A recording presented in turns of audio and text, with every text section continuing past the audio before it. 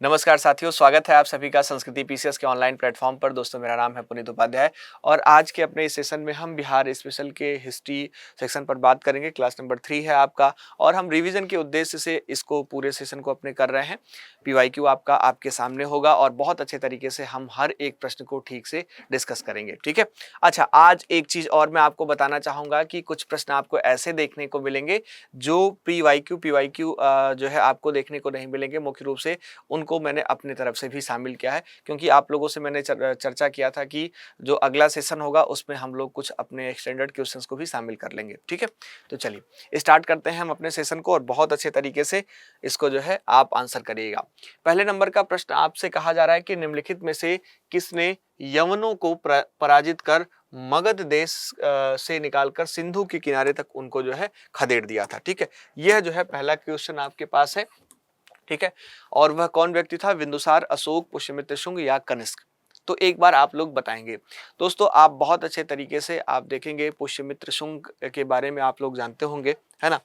पुष्यमित्र शुंग के बारे में जानते होंगे तो पुष्यमित्र शुंग जो है मौर्य वंश के अंतिम राजा जो वृहद्रथ थे। ठीक है, जो मुख्य रूप से अगर हम बात करें वृहद्रथ की तो आप लोग वृहद्रथ के बारे में जानते होंगे। तो यह वृहद्रथ के सेनापति थे। ठीक है, सेनापति कौन? पुष्यमित्र शुंग। पुष्यमित्र शुंग की अगर हम बात करें और पुष्यमित्र शुंग की आप देखेंगे तो इन्होंने जो है लगभग 185 ईसा पूर्व 185 ईसा पूर्व के आसपास की अगर हम बात करें तो आप अगर गौर करेंगे तो इन्होंने अपना खुद जो है एक वंश शुंग वंश की स्थापना कर दी थी।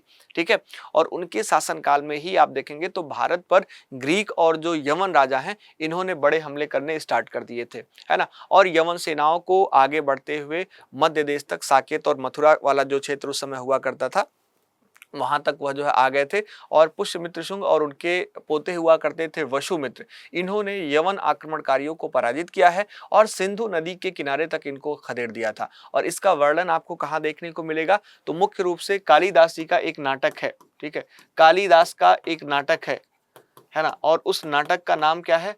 मालविका अग्निमित्रम, आप लोग जानते होंगे। तो इसमें जो है देखने को मिलेगा। और इसके अलावा पतंजलि ने महाभाष्य की अगर हम बात करें तो उसमें भी इसका जो उल्लेख है वह किया है। ठीक है, तो दोनों जगहों पर इसका उल्लेख मिलता है, ध्यान रखिएगा इस बात का। तो कालिदास जी के नाटक से और मुख्य रूप से पतंजलि के महाभाष्य से जानकारी देखने को मिलती है। ठीक है, तो इसको आप विशेष तौर पर ध्यान रखेंगे, बहुत अच्छे तरीके से आप गौर करेंगे और उसको आप कनेक्ट करेंगे। ठीक है, हाँ, उसको आप बहुत अच्छे तरीके से गौर करेंगे। इसके बाद अगर हम अपने सेकंड नंबर के क्वेश्चन पर चलें तो आप उस पर जो है गौर करिएगा, उस पर आप ध्यान दीजिएगा।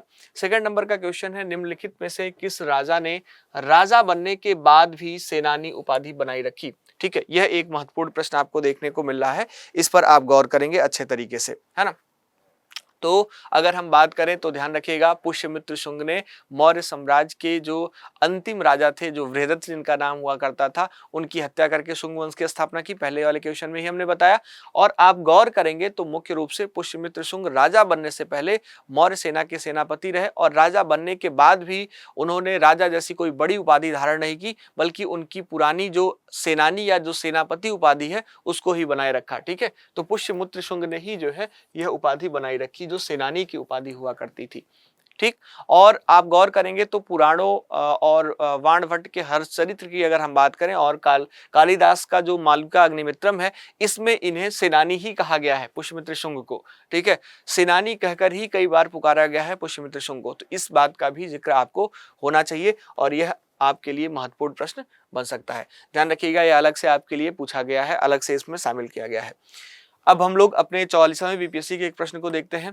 कहा जा रहा है कि शुंग वंश के बाद किस वंश ने भारत पर राज किया? सातवाहन, कुषाण, कड़ो, गुप्त? तो ध्यान रखिएगा, कड़ो वंश ने शुंग वंश के बाद भारत पर राज किया था, यानी भारत का जो क्षेत्र मगध वाला हुआ करता था उस पर राज किया था, ध्यान रखिएगा, है ना। और शुंग वंश के अंतिम राजा देवभूति, इनका नाम आप लोग जानते होंगे, है ना। अगर देवभूति की बात करें तो देवभूति की जो हत्या है, जो देवभूति की हत्या वो आप देखेंगे तो 7300 ईसा पूर्व में उनके ही मंत्री हुआ करते थे वसुदेव कणव, उन्होंने कर दिया था। ठीक है, और इसके बाद ही मगध की गद्दी पर आप देखेंगे तो कण्व वंश की जो स्थापना है वह देखने को मिली है। और कण्व वंश में कुल 4 राजा आपको देखने को मिलते हैं, वासुदेव, भूमिमित्र, नारायण और सुशर्मन। ठीक है, तो यहाँ पर इन चारों का नाम भी आप ध्यान रखिएगा जो कण्व वंश के जो है आपको देखने को मिलेंगे। और इस प्रश्न का जो सही जवाब होगा वह क्या होगा, तो आप ध्यान रखिएगा इस प्रश्न का सही जवाब आपका मुख्य रूप से शुंग वंश के बाद किस वंश ने भारत पर राज किया, तो आप ध्यान रखिएगा कण्व, ठीक है ना, कण्व ने, कण्व वंश ने शुंग वंश के बाद भारत पर, मगध पर जो है राज किया। ओके, चलिए आगे बढ़ते हैं। अब हम लोग अगले क्वेश्चन पर मूव करते हैं। अच्छा, जो पिछला प्रश्न है उसका भी आंसर हमने मार्क कर दिया है, तो आप लोग कोई कंफ्यूजन नहीं होगा, आप लोग एक बार देख लेंगे, है ना। चलिए, कण्व राजवंश का पतन किसके द्वारा हुआ, यह एक प्रश्न पूछा जा सकता है। हमने आपको चारों राजाओं का नाम बताया, किसका किसका, वासुदेव, ठीक है। इसके अलावा आप दूसरे नंबर पर गौर करेंगे तो जो भूमिमित्र हैं, भूमिमित्र हैं। इसके बाद तीसरे नंबर पर आप गौर करेंगे तो नारायण हैं। और चौथे नंबर की अगर हम बात करें तो आपको सुशर्मन नजर आएंगे, सुशर्मन, सुशर्मन नजर आएंगे, ठीक है। तो यहां पर आप गौर करेंगे इतने राजा जो है आपको कहां पर, कण्व वंश में देखने को मिलते हैं, कण्व वंश में देखने को मिलते हैं, जिनका जिक्र अक्सर देखने को मिल जाता है। अब इसके पतन की बात करी जा रही है तो कण्व वंश का, कण्व राजवंश का जो अंत है वह सातवाहन वंश के शासक हुआ करते थे, संस्थापक हुआ करते थे शिमुक, और इनके द्वारा जो अंतिम शासक यहाँ पर आपको देखने को मिलेंगे जिनका नाम है सुशर्मन, है ना। सुशर्मन की अगर हम बात करें तो सुशर्मन को पराजित करके हुआ था। तो यहां पर आप ध्यान रखिएगा सिमुक ने इनको पराजित किया था, सिमुक ने, है ना, सिमुक ने पराजित किया था। और मुख्य रूप से अगर हम सिमुक की बात करें तो यहाँ पर इनके संबंध में आप ध्यान रखेंगे यह सातवाहन जो है, सातवाहन जो वंश रहा, जो सातवाहन वंश के संस्थापक है, यह देखने को मिलते हैं, ठीक है। तो इसके बारे में भी बहुत अच्छे तरीके से आप ध्यान रखिएगा, सातवाहन वंश के संस्थापक, मैं लिख देता हूं एक बार, सातवाहन वंश के संस्थापक, ठीक है, यह आप इस पर गौर करिएगा। अच्छा, ध्यान रखिएगा इस घटना ने मगध से लेकर जो दक्कन है, दक्कन तक के सातवाहन के जो वर्चस्व है उसके जो है उसके सातवाहनों ने आप देखेंगे दक्कन तक जो है अपने वर्चस्व की नींव रखी थी। और कण्व वंश की स्थापना वासुदेव कण्व ने की थी, आपको पता है। शुंग वंश के अंतिम राजा देवभूति की हत्या करके की थी, हमने यह भी बताया। सातवाहन वंश का जो प्रथम शासक है सिमुक है, जिसको पुराणों में आप देखेंगे तो सिंधुक या जो है सिप्रक भी कहा गया है। तो इसका नाम अगर सिमुक का कहीं आपको जो है अगर मान लीजिए किताब में या आप मुख्य रूप से आपकी एग्जाम में देखने को मिले सिंधुक, तो आप इससे कंफ्यूज नहीं होइएगा, इसी का नाम है सिंधुक। और इसी का नाम आपको देखने को मिलेगा पुराणों में सिप्रक, सिप्रक, ठीक है। यह दो नाम है जो कि बहुत ही महत्वपूर्ण है, इन दोनों को भी आपको गौर करना चाहिए। ओके, चलिए, इसके अलावा इस विजय के बाद जो इसने विजय प्राप्त करी, कण्व वंश को हराकर मुख्य रूप से अपनी जब नींव डाली, तो इस विजय के बाद सातवाहनों ने मगध और जो दक्कन क्षेत्र है इसमें अपना पूर्ण साम्राज्य स्थापित कर लिया था, ठीक है। आइए आगे बढ़ते हैं नेक्स्ट क्वेश्चन की तरफ। अगला क्वेश्चन है, कुमार देवी के साथ विवाह करने के परिणाम स्वरूप चंद्रगुप्त प्रथम ने कौन सा राज्य प्राप्त किया, यह प्रश्न पूछा जा रहा है आपसे। तो ध्यान रखिएगा यहाँ पर कुमार देवी की अगर हम बात करें, है ना, कुमार देवी की अगर हम बात करें तो ध्यान रखिएगा, अच्छा इसका आंसर आप एक बार लगा लीजिएगा बहुत अच्छे तरीके से, सातवाहन, है ना। इसके बाद अगर हम बात करें तो कुमार देवी के साथ विवाह करने के परिणाम स्वरूप चंद्रगुप्त प्रथम ने कौन सा राज्य प्राप्त किया, तो मुख्य रूप से आप ध्यान रखिएगा बहुत अच्छे तरीके से, है ना, बहुत व्यवस्थित तरीके से ध्यान रखिएगा। यहाँ पर कुमार देवी के साथ विवाह करने के परिणाम स्वरूप जो चंद्रगुप्त प्रथम है, इन्होंने वैशाली और जो पाटलिपुत्र का क्षेत्र है उसको प्राप्त किया था। तो यहाँ पर आपको देखने को मिलेगा वैशाली ऑप्शन में, तो option A is right answer, ध्यान रखेंगे, है ना। इतिहासकार जो हमारे हैं इनके अनुसार अगर हम देखें तो इस विवाह के कारण ही दोनों राज्यों में जो आपस में मेल चाल हो पाया वह देखने को मिला, और इससे गुप्त वंश की जो ताकत है वह बढ़ी थी, ठीक है। और इस विवाह के बाद चंद्रगुप्त प्रथम का जो प्रभाव है यह बिहार में जो वैशाली वाला क्षेत्र है इससे लेकर नेपाल के कुछ हिस्सों तक फैल गया था। और इस ऐतिहासिक विवाह की याद में ही उन्होंने सोने के खास सिक्के भी चलाए थे, जिन पर राजा चंद्रगुप्त और जो रानी कुमार देवी हैं दोनों के चित्र और उनके नाम अंकित देखने को मिले थे, ठीक है। तो यहाँ पर ध्यान रखिएगा बहुत अच्छे तरीके से इस प्रश्न को भी। आगे बढ़ते हैं, गुप्त काल में आधुनिक उत्तर बिहार के क्षेत्र को किस नाम से जाना जाता है, ठीक है, यह प्रश्न है। तो ध्यान रखिएगा यहाँ पर गुप्त काल में आधुनिक उत्तर बिहार के क्षेत्र को तिरभूति, ठीक है, तिरहुती के नाम से जाना जाता है। ऑप्शन बी में आपको नजर आएगा, ठीक है। और प्रशासनिक सुविधा के लिए गुप्त साम्राज्य को कई प्रांतों में विभाजित किया गया था दोस्तों, जिन्हें मुख्य रूप से आप देखेंगे तो भुक्ति कहा जाता था, जिनको भुक्ति कहा जाता था, ध्यान रखिएगा, है ना। कई प्रांतों में विभाजित किया गया जिसे भुक्ति कहा जाता था। और इसी व्यवस्था के तहत आप देखेंगे तो आधुनिक जो बिहार का क्षेत्र है, वर्तमान तिरहुत या जो मिथिलांचल वाला जो भाग है, इसको तिरभूति नाम से ही जाना जाता था, ठीक है। तो इसको बहुत अच्छे तरीके से ध्यान रखिएगा, कनेक्ट करिएगा, ठीक। चलिए आगे बढ़ते हैं नेक्स्ट क्वेश्चन की तरफ। सुल्तानगंज से प्राप्त बुद्ध की विशाल तांबे की मूर्ति किसका उत्कृष्ट उदाहरण मानी जाती है, ठीक है। भागलपुर, सुल्तानगंज भागलपुर से प्राप्त बुद्ध की विशाल तांबे की मूर्ति किसका उत्कृष्ट उदाहरण मानी जाती है? मौर्यकालीन स्थापत्य कला की, कुषाणकालीन मूर्ति कला की, गुप्तकालीन शिल्प कला की, या पालकालीन चित्रकला की? तो दोस्तों ध्यान रखिएगा, सुल्तानगंज से प्राप्त भगवान बुद्ध की विशाल तांबे की प्रतिमा गुप्तकालीन शिल्प कला का एक उत्कृष्ट उदाहरण आपको देखने को मिलेगा। Option C is right answer. यह प्रतिमा लगभग आप अगर गौर करेंगे तो 500 से लेकर 500 से लेकर 700 ईस्वी के बीच की है, ठीक है।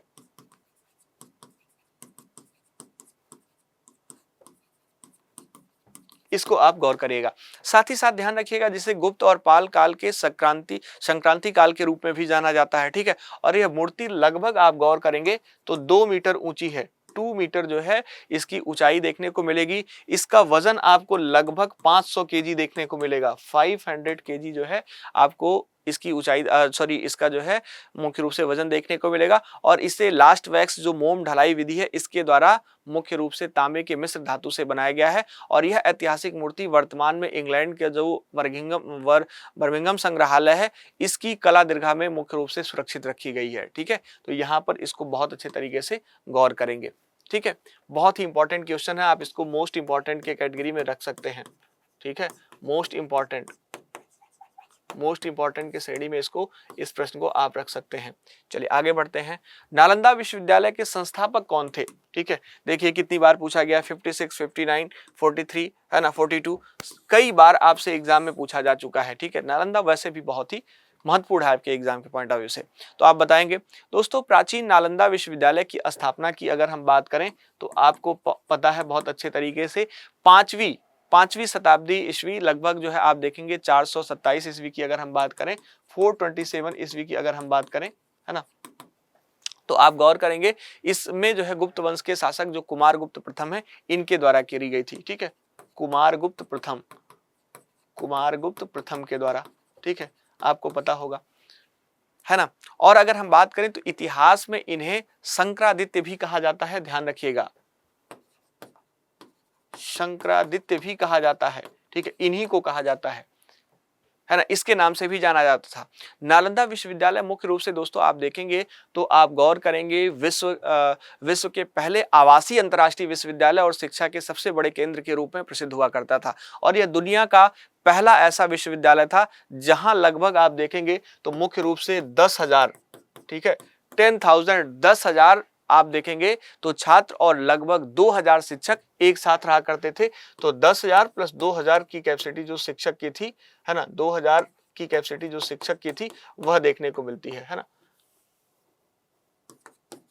तो इस पर आप गौर करेंगे, ये शिक्षक और यह छात्र थे, ठीक है। इस कैपेसिटी को जो है यह लेकर चलता था नालंदा विश्वविद्यालय। और दोस्तों ध्यान रखिएगा, यहाँ पर मुख्य रूप से आप देखेंगे तो पूरे देश दुनिया से लोग जो अध्ययन है वह करने आया करते थे। और यहाँ आप देखेंगे तो चीन, कोरिया, तिब्बत की मुख्य रूप से बात करें, मध्य एशिया की बात करें तो इनसे छात्र शिक्षा प्राप्त करके गए। यहाँ बौद्ध धर्म विशेष रूप से जो अगर हम महायान की बात करें, इसके अलावा अगर हम बात करें जो खगोल विज्ञान है, जो गणित है, जो चिकित्सा है और जो तर्कशास्त्र की शिक्षा है, यह सभी दी जाती है, ठीक है, यह सभी दी जाती थी।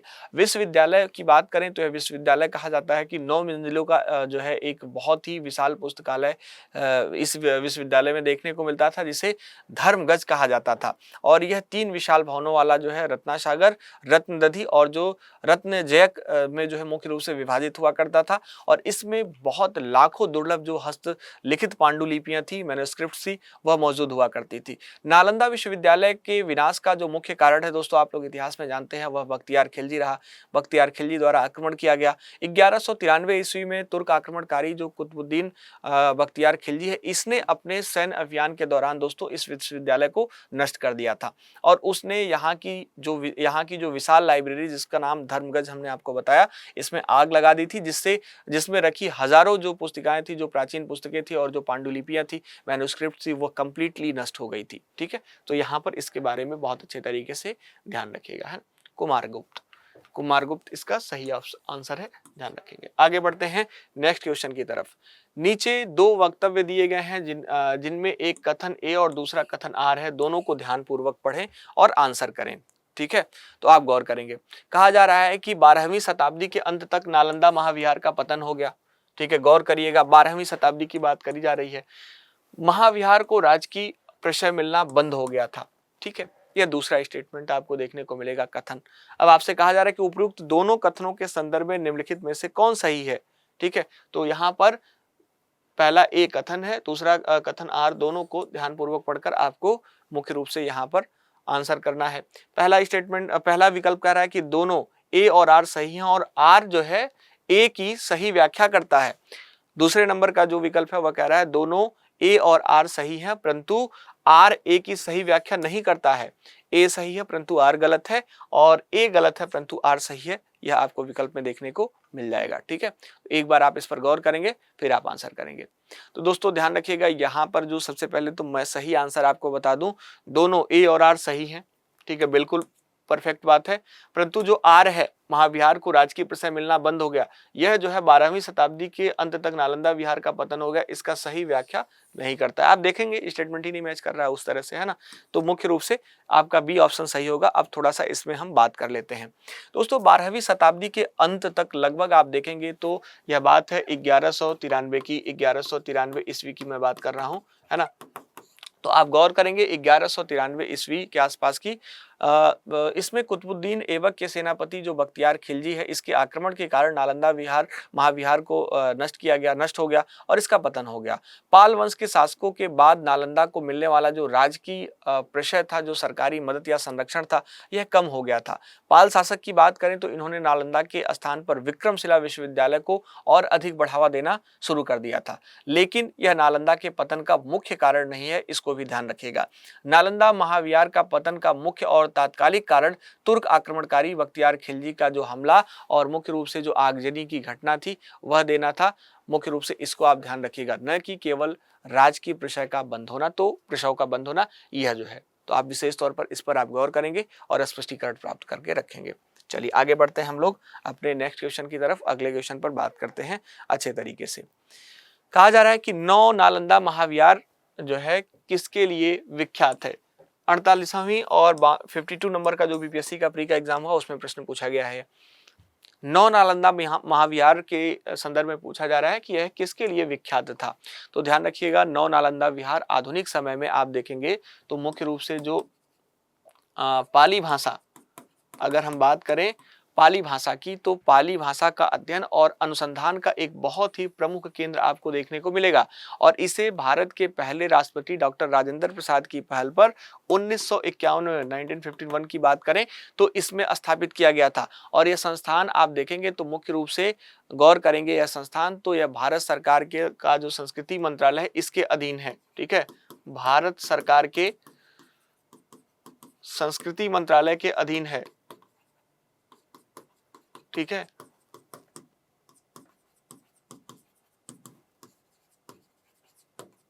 ठीक है, यह यहाँ पर आपको भारत सरकार के संस्कृति मंत्रालय के अधीन देखने को मिल जाएगा। ठीक है, ध्यान रखिएगा, यह संस्थान मुख्य रूप से अगर इसकी बात करें तो यह प्राचीन नालंदा विश्वविद्यालय की ही तर्ज पर एक बड़े रिसर्च सेंटर के रूप में विकसित किया गया है, जहां देश और विदेश के जो छात्र हैं वह उच्च शिक्षा के लिए मुख्य रूप से आते हैं। ठीक है, तो यहाँ पर आप बहुत अच्छे तरीके से ध्यान रखेंगे पाली अनुसंधान संस्थान के संदर्भ में। Option C is right answer. ठीक है, समझ में आया? यह सही है। चलिए आगे बढ़ते हैं। कवि वाण कहाँ के निवासी थे? आपसे यह प्रश्न पूछा जा रहा है, बहुत छोटा सा प्रश्न है, आप जरूर इसका आंसर करेंगे। यह भी बीपीएससी में पूछा गया है, यहाँ पर डाला नहीं गया है कि कब पूछा गया है दोस्तों, लेकिन बीपीएससी का प्रश्न है, यह पीवाईक्यू ही है। ठीक है, प्रीवियस ईयर क्वेश्चन ही है। दोस्तों ध्यान रखिएगा, महाकवि बाणभट्ट, जिनको बाण के नाम से भी जाना जाता है इतिहास में, बाणभट्ट बिहार का जो सोन, जो हिरण्यवाहु नदी है, इसके किनारे स्थित हिरण्यवाहु नदी हुआ करती थी, इतिहास में जाना जाता था। इसके किनारे स्थित जो प्रीतिकूट है या प्रीतिकूट गांव है, इसके निवासी हुआ करते थे महाकवि बाणभट्ट। और यह स्थान वर्तमान समय में भारत के बिहार राज्य के भोजपुर जिले में आपको देखने को मिलेगा। ठीक है, अपने बिहार में भोजपुर में देखने को मिलेगा, भोजपुर में, है ना। तो आप इसको ध्यान रखिएगा, इस गांव का नाम था प्रीतिकूट, प्रीतिकूट गांव। ठीक है, प्रीतिकूट गांव, है ना। तो इस पे आप गौर करेंगे। और दोस्तों अगर हम बात करें तो मुख्य रूप से ध्यान रखिएगा, ये 7वीं शताब्दी में उत्तर भारत के महान राजा जो हर्षवर्धन हुआ करते थे, उनके दरबारी कवि थे। और इन्होंने राजा हर्षवर्धन के जीवन पर आधारित हर्षचरित्र नामक एक ऐतिहासिक ग्रंथ को लिखा है। और इसके अलावा दुनिया का पहला उपन्यास माने जाने वाला जो कादम्बरी है, ठीक है, आप ध्यान रखिएगा, दुनिया का पहला उपन्यास माने जाने वाला का पहला उपन्यास, पूरे दुनिया का पहला उपन्यास है, जिसका नाम आप लोग जानते हैं कादम्बरी।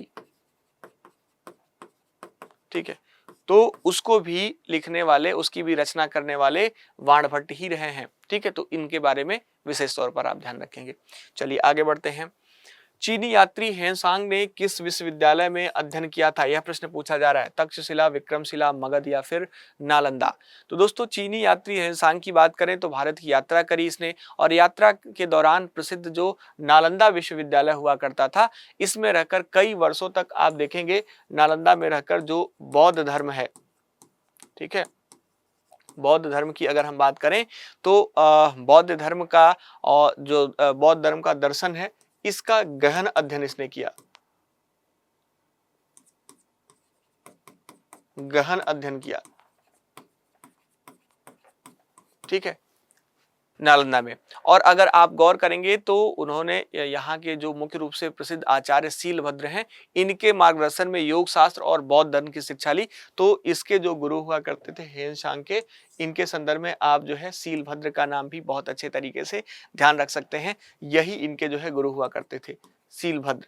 और इनसे जो है जो हेनसांग है, इसने मुख्य रूप से योग शास्त्र और दर्शन की शिक्षा ली थी। और ये जो हेनसांग है, केवल छात्र के रूप में ही नहीं, बल्कि बाद में आप देखेंगे तो एक शिक्षक के रूप में भी अपना योगदान यहाँ पर दिया था। ठीक है, तो आप विशेष तौर पर आप इस पे गौर करेंगे बहुत अच्छे तरीके से। आगे बढ़ते हैं अपने नेक्स्ट क्वेश्चन की तरफ।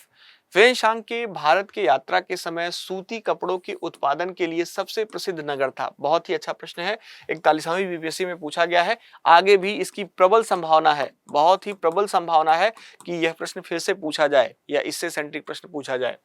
तो ध्यान रखिएगा, वाराणसी, मथुरा, पाटलिपुत्र या कांची।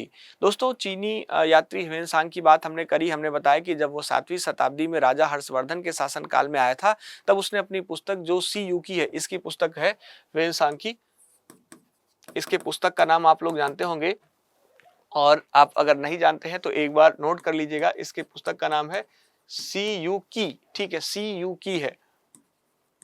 ठीक है, तो सीयूकी में आप देखेंगे तो भारत के विभिन्न शहरों का विवरण देता है हेनसांग। और इसके अनुसार उस समय जो मथुरा हुआ करता था, है ना, अभी मथुरा जो आप देख रहे हैं, यही मथुरा सूती वस्त्रों के उत्पादन का सबसे बड़ा और सबसे प्रसिद्ध केंद्र हुआ करता था।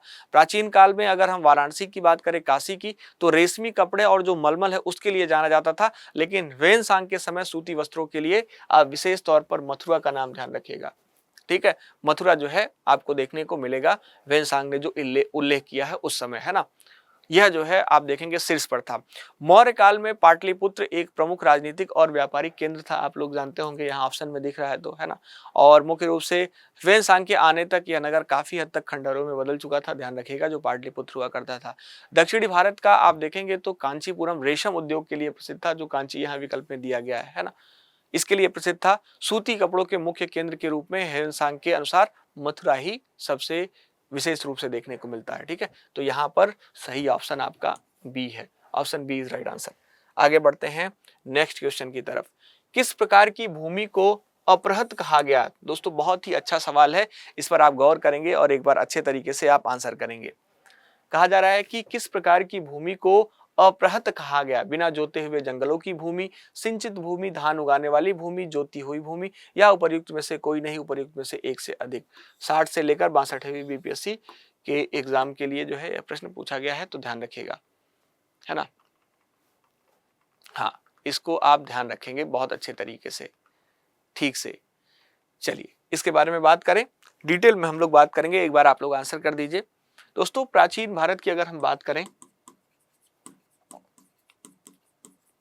है ना, प्राचीन भारत की अगर हम बात करें, विशेषकर गुप्त काल के दौरान की अगर हम बात करें, तो बिना जोती गई जंगली या जो वन भूमि है, इसको अपृहत कहा जाता था, ध्यान रखिएगा, है ना, इसको अपृहत कहा जाता था, ध्यान रखिएगा। तो यहाँ पर मुख्य रूप से बिना जोते हुए जंगलों की जो भूमि है यह अपृहत कहलाती थी, इसको आप विशेष तौर पर पहले तो यह ध्यान रखेंगे।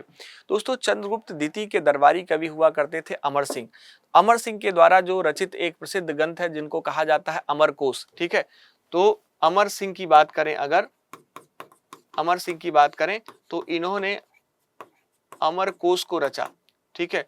तो आप विशेष तौर पर अगर अमरकोश की बात करेंगे, अमरकोश की अगर बात करेंगे तो अमरकोश में भूमि के 12 प्रकारों का उल्लेख मिलता है, इसमें 12 प्रकार का उल्लेख मिलता है, उसी समय की बात मैं आपको बता रहा हूं।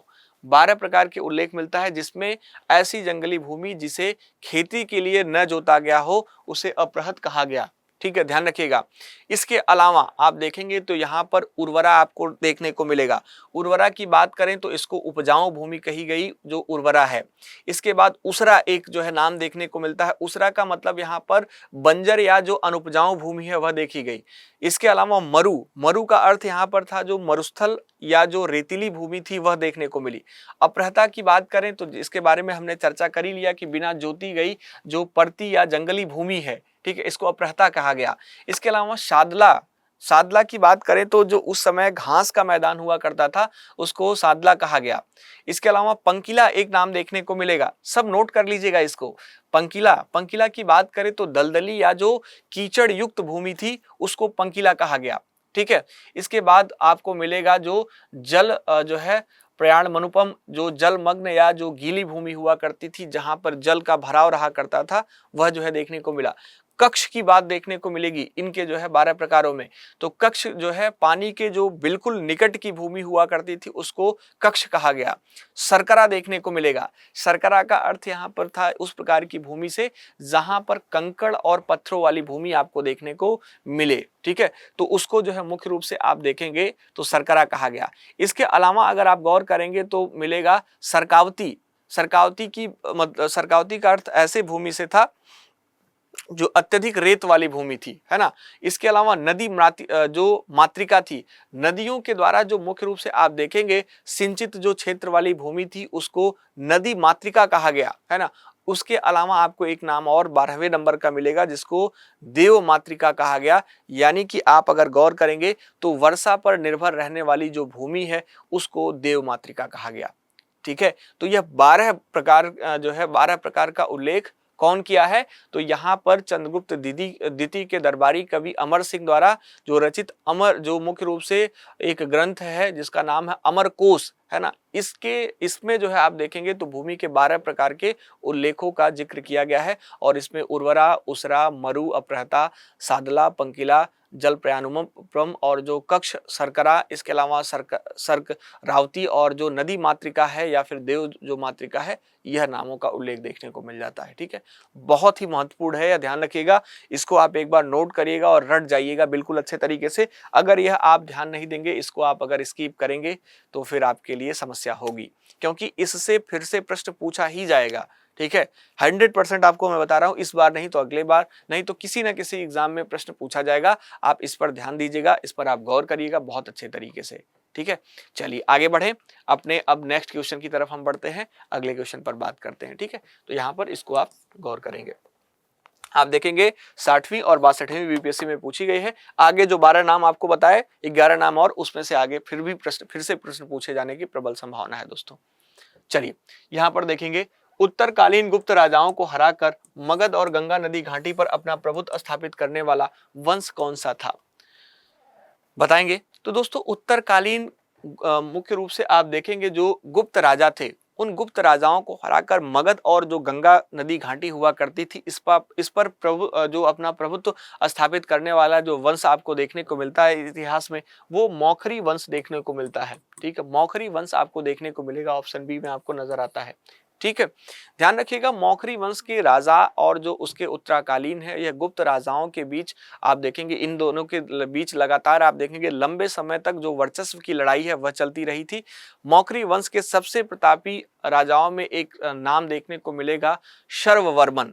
ठीक है, सर्ववर्मन ने उत्तरकालीन गुप्त राजा एक हुआ करते थे जिसका नाम था दामोदर गुप्त, उनको युद्ध में हरा दिया था। तो यहाँ पर सर्ववर्मन का नाम ध्यान रखिएगा, सर्ववर्मन का नाम, और इन्होंने हराया किसको था, डिफीट किसको किया था, तो ध्यान रखिएगा दामोदर गुप्त को,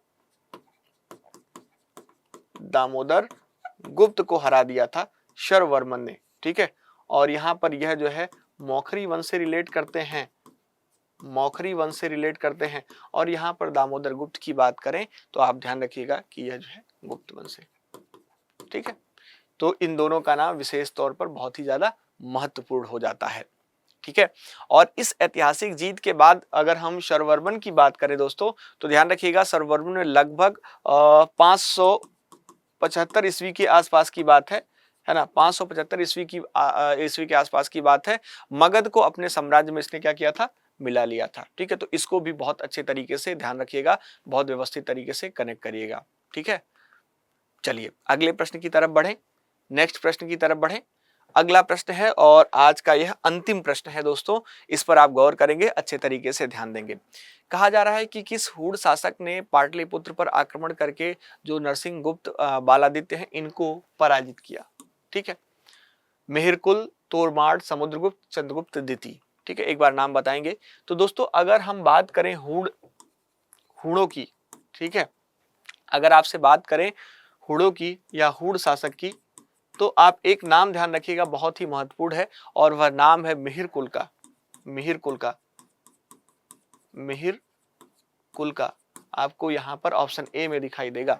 ठीक है, मिहिरकुल की बात करें तो मिहिरकुल ने आप देखेंगे तो मगध, ठीक है, मगध और उसकी जो राजधानी हुआ करती थी पाटलिपुत्र, मगध और जो है पाटलिपुत्र की अगर हम बात करें तो मुख्य रूप से इस पर आक्रमण किया था, और इस आक्रमण के दौरान उसने जो गुप्त वंश के राजा नरसिंह गुप्त बालादित्य हैं इनको पराजित किया था। ठीक है, तो यहाँ पर मुख्य रूप से आप देखेंगे मिहिरकुल की अगर हम बात करें तो इसने किसको पराजित किया, तो यहाँ पर नरसिंह गुप्त बालादित्य का नाम आपको ध्यान रखिएगा, नरसिंह गुप्त बालादित्य। ठीक है, तो यहां पर इनका नाम आपके लिए बहुत ही महत्वपूर्ण हो जाता है, नरसिंह गुप्त बालादित्य। इनको जो है मुख्य रूप से देखेंगे तो जो मिहिर है इसने जो है पराजित कर दिया था, और मुख्य रूप से उन्हें आत्मसमर्पण या भागने पर इसने मजबूर कर दिया। हालांकि आप बाद में देखेंगे तो नरसिंह गुप्त बालादित्य ने मालवा के राजा एक हुआ करते थे यशोद, जो मुख्य रूप से यशोधर्मन, इनके साथ मिलकर मिहिरकुल को बुरी तरह से पराजित किया और उसको मुख्य रूप से बंदी भी बना लिया था। ठीक है, तो यहाँ पर इसके बारे में ध्यान रखिएगा बहुत अच्छे तरीके से। ठीक है, तो A option is right answer. विशेष तौर पर इस पर आप गौर करेंगे, ध्यान देंगे, अच्छे तरीके से कनेक्ट करेंगे। तो दोस्तों यह आपके टोटल जो है प्रश्नों की संख्या रही, आप उसे लगभग हमने सभी प्रश्नों का जिक्र कर लिया, बहुत अच्छे तरीके से हर प्रश्न के बारे में डिस्कशन कर लिया, और आशा है कि आप मुख्य रूप से जो सबसे महत्वपूर्ण प्रश्न हैं और एक होलिस्टिक अप्रोच है इस टॉपिक से रिलेटेड, तो हमने उसको जो है देख लिया है। और अगर आपको कहीं पर कोई डाउट है, किसी भी प्रकार का कोई आपका प्रश्न है, किसी भी प्रकार की आपकी कोई क्वेरी है, कुछ आप पूछना चाहते हैं, तो आप मुझसे लाइव जो है आकर, जब हम लाइव सेशन करते हैं अपना जो आपका करंट वाला है उसमें आप सीधे आके पूछ सकते हैं, या फिर आप कमेंट बॉक्स में इसी वीडियो सेक्शन में आप जो है जो कमेंट बॉक्स है उसमें जाकर आप मुझे लिख सकते हैं। मैं ज़रूर कमेंट बॉक्स को देखता हूं, अगर आप मुझसे प्रश्न पूछेंगे तो मैं ज़रूर आपको जवाब दूंगा, मैं आपको आंसर करूंगा, अच्छे तरीके से मैं आपको उस पर जो है एक डिटेलिंग प्रोवाइड करूंगा। ठीक है, तो आज के लिए दोस्तों इतना ही, हम लोग मिलेंगे अपने नेक्स्ट सेशन में, और फिर नेक्स्ट सेशन में हम अपने चौथे नंबर के टॉपिक पर बात करेंगे। आशा करता हूं कि आपको जो लिस्टिंग है वो मिल गई होगी और आप अच्छे तरीके से उसको देख ले होंगे, उसी के अकॉर्डिंग आप अपना रिवीजन कर रहे होंगे। ठीक है, तो आज के लिए इतना ही। Thank you so much. बहुत बहुत धन्यवाद आप सभी का संस्कृति पीसेस के यूट्यूब चैनल से जुड़ने के लिए और साथ ही साथ मेरे साथ भी जुड़ने के लिए।